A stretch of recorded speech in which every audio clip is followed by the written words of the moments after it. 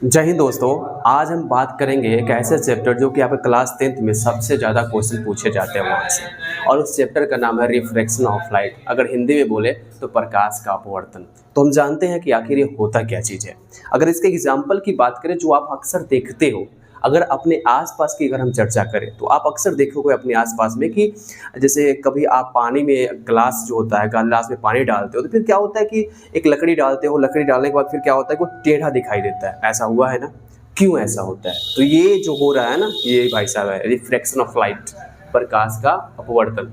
दूसरा एग्जाम्पल की अगर हम चर्चा करें तो आप क्या करना, ग्लास में कभी एक कॉइन डाल करके देखना, उसमें पानी रख देना, कॉइन डालना, तो दिखाई देगा कि वो जो कॉइन्स है ना वो थोड़ा सा ऊपर उठा हुआ दिखाई देगा। अब इसके पीछे भी रीजन होगा कि आखिर ऐसा क्या हुआ कि वो कॉइन ऊपर उठा हुआ दिखाई दे रहा है, ऐसा क्या फेनोमेनन घटित हो गया। तो समझ में आया?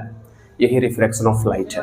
अब ये जितने सारे चीज आप देख रहे हो इसके पीछे सबसे बड़ा जो रीजन है वो रिफ्रैक्शन ऑफ लाइट का ही रीजन है, प्रकाश का अपवर्तन का ही रीजन है। तो फिर ऐसा होता क्या है इसके अंदर में कि ये लाइट को रिफ्रैक्ट कर देता है और हमें कोई चीज ऊपर उठा हुआ या टेढ़ा दिखाई देता है या कभी अजीब टाइप का दिखता है। पानी में मछलियां को हम तैरते हुए देखते हैं, कभी कभी मछलियां जो है हमें लगता है कि वहां पे हाथ घुसा के पकड़ने जाता हूं, कुछ और पकड़ा जाता है, मछली छूट जाता है। ऐसा क्यों? इसके पीछे रीजंस रिफ्रैक्शन ऑफ लाइट। चलिए शुरू करते हैं क्या होता है ये। सबसे पहला स्टेप हम बात करेंगे, यहाँ पे जो लिखा हुआ है आपके बीच में ये है अपवर्तन। तो अपवर्तन क्या होता है उसको देख लेते हैं। अपवर्तन की अगर हम बात करें तो अपवर्तन को अंग्रेजी बोलते हैं रिफ्रैक्शन। क्या बोलते हैं? रिफ्रैक्शन कहते हैं। होता क्या है ये? होता इसका अगर सिंपल डिफिनीशन की अगर हम चर्चा करें, अगर सिंपली अगर कोई आपसे पूछता है कि रिफ्रैक्शन क्या होता है तो आप एक ही लाइन में जवाब दे सकते हो, प्रकाश जब एक माध्यम से दूसरे माध्यम में जाएगा तो मुड़ जाएगा। मुड़ जाएगा। तो चलो मुड़ के देखते हैं। मतलब क्या है कि प्रकाश जो होता है, प्रकाश जो होता है जब एक माध्यम से, प्रकाश एक माध्यम से दूसरे माध्यम में क्या करेगा? माध्यम में प्रवेश करता है। प्रवेश करेगा तो क्या होगा? प्रवेश करके क्या करेगा? करके कुछ करेगा, करके मुड़ जाता है। मुड़ जाता है। अब मुड़ जाता है तो हो गया रिफ्रैक्शन। सिंपल सी बात यहाँ पर है। अब कहानी में दूसरा कहानी ट्विस्ट आएगा। अब वो कहानी में ट्विस्ट क्या आएगा? आपको मैंने जस्ट एग्जांपल बताया कि भाई आप अपने घर पे क्या करो, ग्लास ले लो, ग्लास में पानी भर लो, उसमें एक छोटा नहीं थोड़ा बड़ा सा लकड़ी डाल दो, तो आपको क्या दिखेगा? वो लकड़ी जो है थोड़ा टेढ़ा दिखेगा। अब टेढ़ा लकड़ी क्यों दिखाई दिया? क्योंकि वहां पे हुआ है रिफ्रैक्शन, मतलब अपवर्तन हुआ है। तो कैसे हुआ है, क्यों हुआ है अपवर्तन? क्वेश्चन ये भी खड़ा करेगा क्यों हुआ अपवर्तन। तो वो होता है आपके प्रकाश की जो गति है ना उसके बदलाव की वजह से। मतलब क्या होगा? प्रकाश जो होता है, प्रकाश की चाल में क्या हो जाता है? चाल में परिवर्तन हो जाता है। क्या हो जाता है? परिवर्तन हो जाता है। मतलब अगर चाल बदल गया तो आपका कमाल बदल गया। सुने हो ना? मान लो आप हाईवे में जा रहे हो पूरा स्पीड गाड़ी करके, हाईवे में बहुत कम लोग हैं तो आपका गाड़ी का रफ्तार समझे ना क्या रहेगा? पूरा बमका के चलाइएगा। लेकिन जैसे ही सामने से या फिर आसपास में कुछ भीड़ लग जाएगा, आपका गाड़ी का स्पीड क्या हो जाएगा? स्लो हो जाएगा। तो आपका रफ्तार क्या हो गया? घट गया। तो लाइट के साथ भी कुछ ऐसा ही होता है। ये क्या करता है कि जब हवा में होता है, हवा का मतलब वैसा माध्यम जहां पे कम से कम कण है, कण का मतलब वही मॉलिक्यूल्स की बात हो रही है, कम से कम कण है, तो फिर क्या होगा? लाइट आया, उसको कोई रुकावट डालने वाला नहीं मिला, तो रुकावट डालने वाला नहीं मिला तो क्या करेगा? सीना तान के निकलेगा एकदम फिल्मी स्टाइल में, है ना? लेकिन जैसे ही पानी में गया तो पानी में जाने के बाद अब क्या होगा? पानी का जो मॉलिक्यूल्स है काफी ज्यादा है। अब पानी का मॉलिक्यूल्स काफी ज्यादा है तो बात क्या हुआ? वही वाला बात होगा, भीड़ भाड़ वाला इलाका हो गया। तो आप बताइए, आप भीड़ में गाड़ी जो है पूरा स्पीड में चला सकते हो क्या? नहीं चला सकते हो ना। तो लाइट के साथ भी ऐसा ही होता है। वह अपना स्पीड जो पहले पकड़ करके आ रहा था, जैसे ही पानी के अंदर एंट्री करेगा उसका स्पीड क्या हो जाएगा? घट जाएगा। और जब स्पीड घटेगा तो वह क्या हो जाएगा? थोड़ा सा मुड़ जाएगा। तो इसी के बाद तो कहा गया है, मैंने क्या लिखा है यहाँ? प्रकाश जब एक माध्यम से दूसरे माध्यम में प्रवेश करता है तो क्या हो जाता है? मुड़ जाता है। अब मुड़ने का वजह, मुड़ेगा क्यों, अब क्लियर हो गया। यहाँ पे मुड़ने का सबसे बड़ा वजह क्या था, प्रकाश की गति में परिवर्तन होना। अगर प्रकाश की गति परिवर्तित है तो मुड़ जाएगा, नहीं मैं तो बस बमका के सीधे आगे जाएगा। तो ये बात आपको समझ में आ गया होगा। आपके जो पिक्चर है, अगर हम पिक्चर की बात करते हैं स्पेशली, किताब में देखो बहुत ही प्यारा सा पिक्चर दिया हुआ है, वो लाइन ऐसे खींच दिया गया होगा और एक लाइन ऐसे आया होगा सामने से, इसको रे कहा गया, रे का मतलब किरण कहा गया। यह क्या होता है, जैसे ही डॉटेड लाइन यहाँ पर देता होता है और फिर इसको ऐसे थोड़ा सा मुड़ गया होगा, ऊपर लिखा होगा एयर और नीचे लिखा होगा वाटर। अब तो आप परेशान हो जाओगे कि सर ये क्या हो गया, ऊपर में हवा है नीचे में पानी है, तो इसमें आखिर ऐसा काहे हो गया, लाइट का रोशनी जब ऐसे है तो इसको ऐसे जाना चाहिए था, लेकिन इधर काहे मुड़ गया है। तो कहानी वही वाला स्टार्ट हुआ, काहे मुड़ा है, सो मुड़ने का मतलब क्या है कि भाई प्रकाश के गति में परिवर्तन हो गया है। परिवर्तन क्यों हुआ है, क्योंकि इधर के मॉलिक्यूल्स कम है और इधर बहुत ज्यादा मॉलिक्यूल्स है। बहुत ज्यादा मॉलिक्यूल्स का मतलब होता है इधर घनापन ज्यादा है और इधर घनापन कम है, तो इसीलिए ऐसा हुआ है। बात समझ में आया होगा आप लोग को। अब दूसरा कहानी समझते हैं। मैंने यहाँ पर एक और चीज लिखा है जिसका नाम है माध्यम। अगर आप इसमें भी देखिएगा तो मैंने एक वर्ड लिखा है माध्यम। अब क्वेश्चन खड़ा होता है इस माध्यम का मतलब क्या होता है।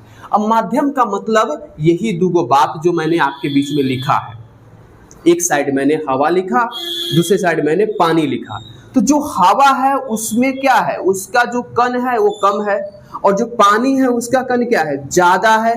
तो इसका मतलब क्या हुआ, इसका मतलब हुआ कि यहाँ पे घनापन कम है और यहाँ पे घनापन ज्यादा है।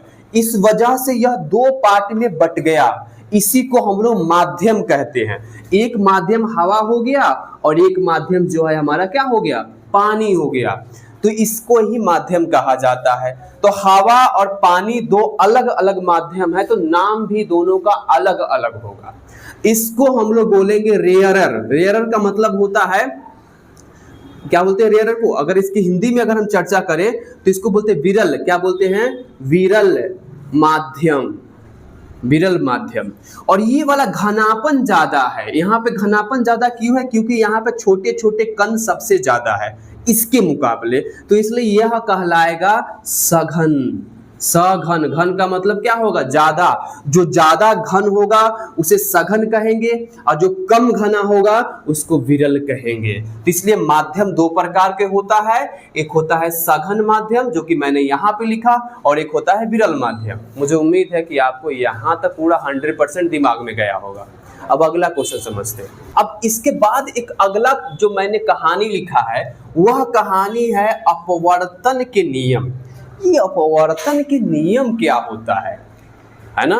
कोई पूछेगा आपसे अपवर्तन का नियम क्या होता है तो कुछ नहीं बताइएगा, ज्यादा बताइए टेंशन में आ जाएगी। इससे पहले इसको मिटा देते हैं। एक चीज और जान लीजिए, प्रकाश का जो चाल होता है अगर कहीं और देखे, अगर जहां पूरा जगह खाली है, जहां पे कुछ भी नहीं है, जिसको हम लोग स्पेस बोलते हैं या वैक्यूम बोलते हैं या निर्वात बोलते हैं, तो प्रकाश है उसका चाल क्या होगा, तो 3 × 10⁸ मीटर पर सेकेंड होता है। क्या, स्पीड ऑफ लाइट। अगर हिंदी में बोले तो प्रकाश की चाल, मतलब प्रकाश की चाल, मतलब प्रकाश की चाल खराब है क्या, नहीं चाल खराब नहीं, चाल बहुत अच्छा है, वो एक दिशा में चलता है हमेशा ही। तो मैंने पहले ही बताया था आपको। बात है कि कितना स्पीड में चलता है। तो सर 3 × 10⁸ के मतलब हमको समझ में नहीं आया कि क्या होता है। चलिए समझाते हैं। मतलब ये हुआ कि एक सेकेंड में जैसे हम आंख बंद करके जब खोलेंगे तब तक के लिए लाइट जानते कितना दूर चल गया होगा, आप बताइए। 3 लाख किलोमीटर। लाख किलोमीटर जो है मात्र एक सेकेंड में जो है लाइट चल जाता है। समझ में आया बात। मतलब आंख बंद करके ऐसे खोलिएगा तो लाइट यहाँ नहीं रहेगा, लाइट 3 लाख किलोमीटर आगे गया हुआ रहेगा। सोचो, आप तो 100-200 स्पीड से चलते हो तो अपने आप को बहुत बड़ा स्मार्ट समझते हो, और यहाँ देख लो लाइट का स्पीड। और ये भी अनुमानित नहीं है, लेकिन अभी तक के एक्सपेरिमेंट के अनुसार बताया गया कि लाइट का स्पीड लगभग इतना ही है। आगे कुछ और भी हो सकता है, लेकिन फिलहाल इतना ही मान के चलिए, ठीक है। चलिए इसको मिटाते हैं। अब बात है अगला जो मैंने पॉइंट लिखा है वह लिखा है अपवर्तन का नियम। अब कहो सर नियमों कानून होता है का? लाइफ में जब तक नियम नहीं होगा तब तक आप कुछ एक्स्ट्रा कांड नहीं कर सकते हैं, इसलिए लाइफ में नियम का होना काफ़ी इंपॉर्टेंट होता है। ठीक है, चलिए देखते हैं। तो देखते हैं अपवर्तन के नियम। अपवर्तन का नियम अभी होता क्या है समझिए। एक चीज़ और सोचिए, आज तक आपने साइंस पढ़ा है, साइंस में आप अच्छा से जानते हैं कि कोई भी चीज़ अगर हम पढ़ते हैं तो उसके पीछे कोई ना कोई एक साइंटिस्ट का उंगली जरूर होता है। कोई ना साइंटिस्ट ऐसे आते हैं जो हमको बताते हैं, जैसे न्यूटन्स के बारे में देख लीजिए, आपके माथा पर सेब के बारे में बताया गया होगा, है ना। ये लाइट के बारे में देख लीजिए, मतलब हर जगह पे कोई ना कोई साइंटिस्ट भाई साहब आते हैं और अपना बड़ा सा नियम कानून देख करके चले जाते हैं। तो यहाँ पर भी कोई आया होगा ना।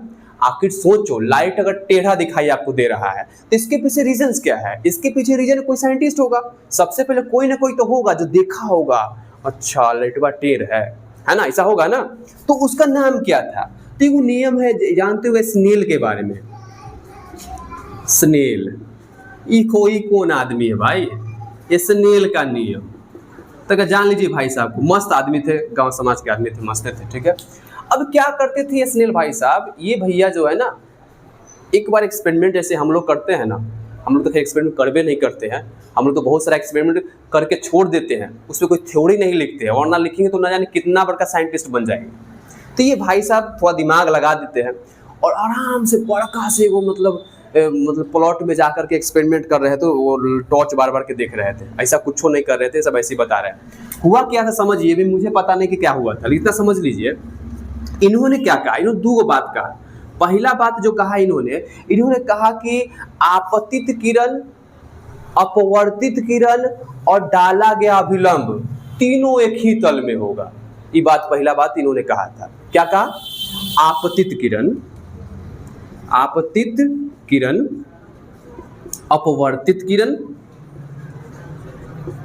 किरण और क्या कहा? डाला गया अभिलंब। अभिलंब कैसे डालेंगे बाद में डाल लीजिएगा। डाला गया अभिलंब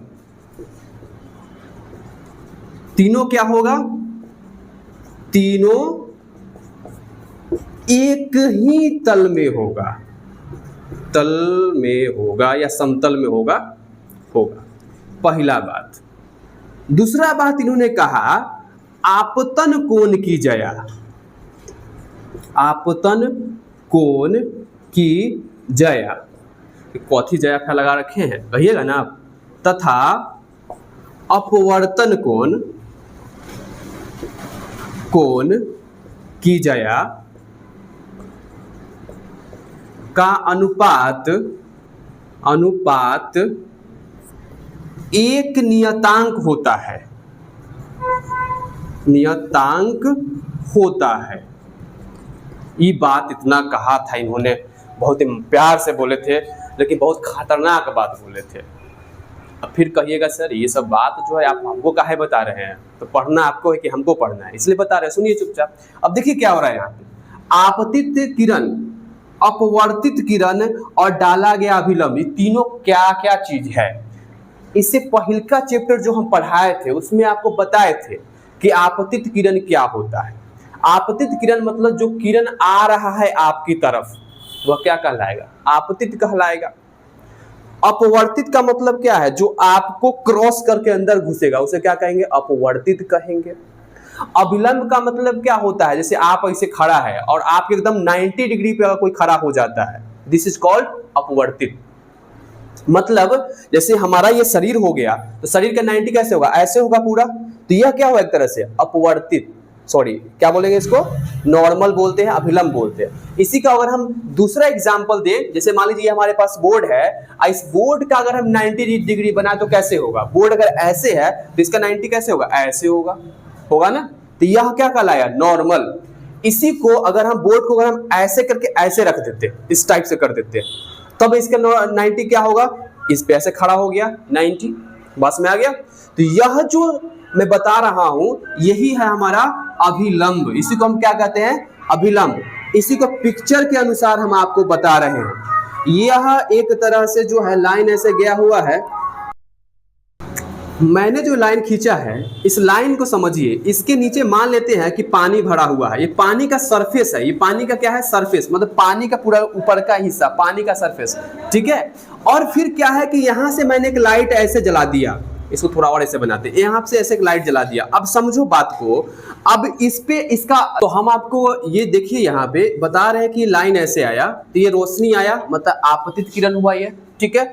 अब क्या हुआ कि यहाँ पे आप एक ऐसे करके इसके लंब का मतलब इसके जस्ट, मैंने अब जस्ट बताया, जैसे इसके 90 डिग्री, सरफेस के 90 डिग्री बनाना है, तो ये रहा आपका 90 डिग्री। तो अगर आप देखिएगा तो यह लाइट बताइए कैसे जाना चाहिए, अगर ऐसे आ रहा था इसको ऐसे जाना चाहिए था, लेकिन ऐसे नहीं जाएगा, ये क्या हो जाएगा, ऐसे मुड़ जाएगा, अभिलंब की तरफ आ जाएगा, ठीक है। तो ये जो कहानी था इसमें अभिलंब क्या है क्लियर हो गया। तीनों का जो समझिए, आपतित किरण, अपवर्तित किरण और अभिलंब।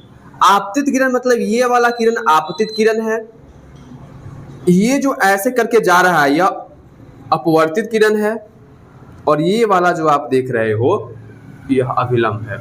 तीनों का तीनों एक ही तल में, एक ही तल मतलब एक ही लाइन के अनुसार होगा, एक ही डायरेक्शन के अनुसार होगा, ठीक है। डायरेक्शन तो अलग अलग होगा, मतलब एक ही तल, समतल एक ही होगा, ठीक है। यह बात को यह कहता है।